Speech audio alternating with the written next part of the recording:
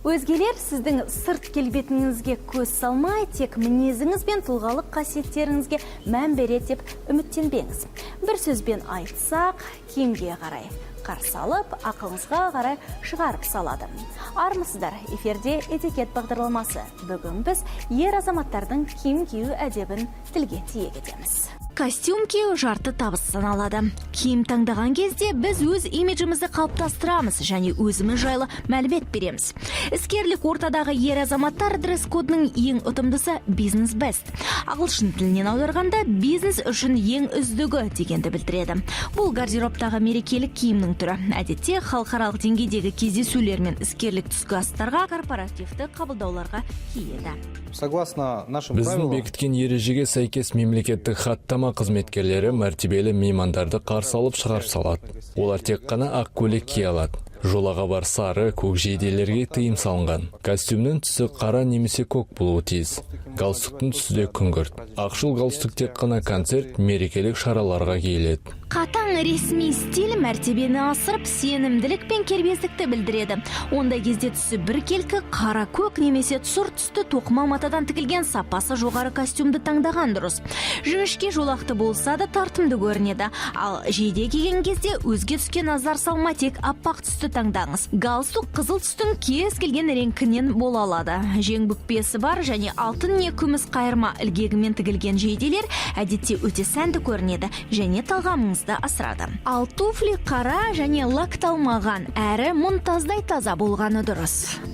Первая пара у нас называется... Мына аяқ киім Оксфорд деп аталады. Ол тек классикалық бір түстегі костюмдермен ғана киіледі. Екінші аяқ киім модулі ол дерби. Оның бауы ашық байланады. Оны да классикалық киіммен бірге киіп жүруге болады. Тағы бір аяқ киім ол дабл манки. Оны casual стиліндегі киіммен, джинсымен немесе жолақтары бар костюммен киген жөн. Соңғысы бұл манки деген ботинке. Ол көбіне casual киіммен киіледі. Қарапайым іскерлік кездесулер мен кеңсеге кию үшін бизнес традиционал стилі жарай береді. Ер азаматтар үшін қалыпты іскерлік киім ол екі немесе бір жағы қапсырмалы пиджак пен тік пішімді шалбар.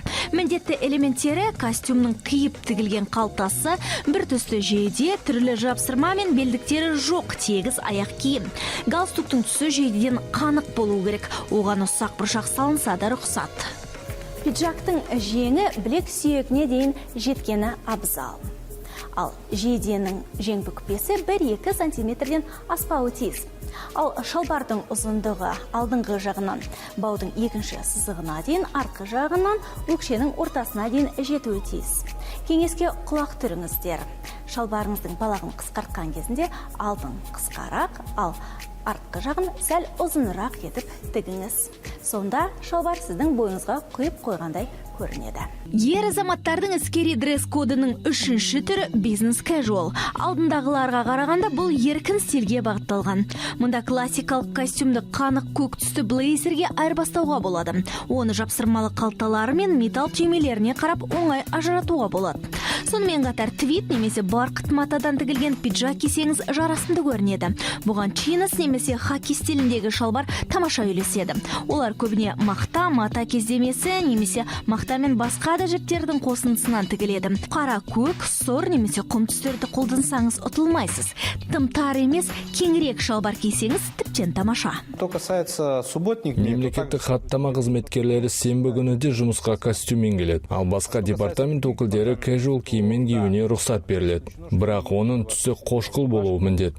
Жейдені кардиганмен үйлестіруге болады. Бірақ ол жұрттың назарына қатты түспеуі тиіс. Шұлыққа да бейжай қарамаған жөн. Әдетте ер адамдар шұлық таңдағанда жиі қателесіп жатады. Шұлық аяқты жабу керек. Бірінші ереже ол мейлінше ұзын болуы тиіс. Отырған кезде көрініп қалмауы маңызды. Екінші ереже шұлықтың түсін аяқ киімнің емес, шалбардың түсіне қарап таңдаған абзал. Үшінші ереже мүмкіндігінше бейтарап түстерді алуға тырысыңыз. Ұсақ бұршақ пен жолақтарға мүлдем жоламаңыз. Киім кию мәдениетіне қарап, адамды сипаттауға болатыны ешкімге құпия емес. Әсіресе бизнесте өзін-өзі дұрыс жағынан көрсете білу сенім ұялатып алға басуға жол ашады. Сондықтан ұмтылмас тартымды сипаттарға назар салыңыз. Этикет ережелерін есте ұстайық. Табысқа бірге қол жеткізейік.